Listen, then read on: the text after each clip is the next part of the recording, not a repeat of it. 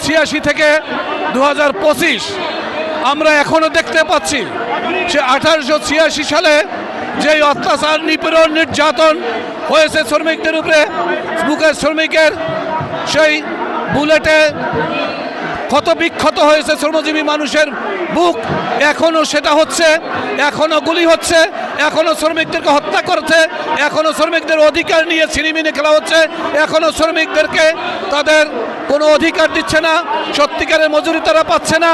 এই অবস্থা চলতে পারে না। আমরা এর তীব্র প্রতিবাদ জানাই।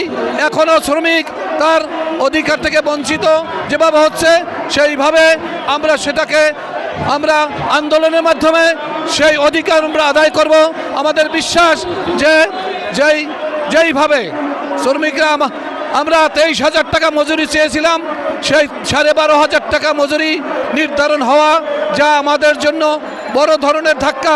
শ্রমিকদের জিনিসপত্রের দাম বৃদ্ধি পেয়েছে, কিন্তু শ্রমিকদের ভাগ্যের পরিবর্তন হয় নাই। তারা আগে 10 দিন খেতে পারত তার মজুরি দিয়া, এখন 5 দিন তাদের সঠিকভাবে সুন্দরভাবে চলে না।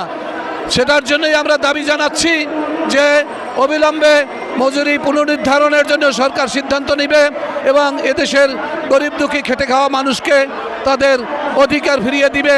এবং আমাদের শ্রম আইন পরিবর্তনের মাধ্যমে যে কমিশন গঠন হয়েছে, শ্রম কমিশন, সেই কমিশনে যে প্রস্তাবগুলো আসবে সেই প্রস্তাব মোতাবেক যেন আমাদের আইন পাশ করা হয়। আমি সরকারের কাছে উদাত্ত আহ্বান জানাই, মালিক পক্ষের কাছে উদাত্ত আহ্বান জানাই। আমাদের 1886 সাল থেকে 2025 সাল এইখানে যে গ্যাপ, তাতে দেখা যাচ্ছে কোনো পরিবর্তন শ্রমিকের হয় নাই, বরং মালিক পক্ষ তাদের একটা কারখানার জায়গায় 10টা কারখানা, 20টা কারখানা, হাজার হাজার কোটি টাকা তারা তাদের ব্যাংকে জমা করছে, বিদেশে পাচার করছে, অথচ শ্রমিকদের অধিকার যেই তিমিরে সেই তিমিরে রয়ে গেছে। আমরা এর তীব্র প্রতিবাদ জানাই। মহান মে দিবসের এই পাদপীঠে দাঁড়িয়ে, আমরা প্রেস ক্লাবের সামনে দাঁড়িয়ে আমরা এর প্রতিবাদ জানাই এবং অবিলম্বে শ্রমিকের অধিকার ফিরিয়ে দেওয়ার জন্য, শ্রমিকের অধিকার সুপ্রতিষ্ঠা করার জন্য আমরা উদাত্ত আহ্বান জানাচ্ছি মালিক পক্ষের প্রতি, শ্রমিক পক্ষের প্রতি। সকলকে ধন্যবাদ। অধিকার সম্বন্ধে জানতো না, এখন আমরা মনে করি আমাদের বিভিন্ন প্রোগ্রামের মাধ্যমে, অ্যাওয়ারনেস ডেভেলপমেন্ট, ক্যাপাসিটি বিল্ডিংয়ের মাধ্যমে শ্রমিকদেরকে আমরা তাদের অধিকার সম্বন্ধে অনেক সচেতনতা এবং আইন সম্বন্ধে লেবার ল, আইএলও কনভেনশন থেকে শুরু করে সব ব্যাপারেই তাদেরকে আমরা একটা ধারণা দিতে সক্ষম হয়েছি।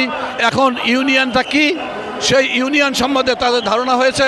আগামী দিনে আরও তাদেরকে সচেতনতা বৃদ্ধির মাধ্যমে আমরা সমস্ত শিল্প প্রতিষ্ঠানে আমরা ইউনিয়ন গঠন করতে সক্ষম হব এবং সকল ফেডারেশন ইউনিয়ন ঐক্যবদ্ধভাবে আমরা আন্দোলনের মাধ্যমে আমাদের অধিকার আদায় করব।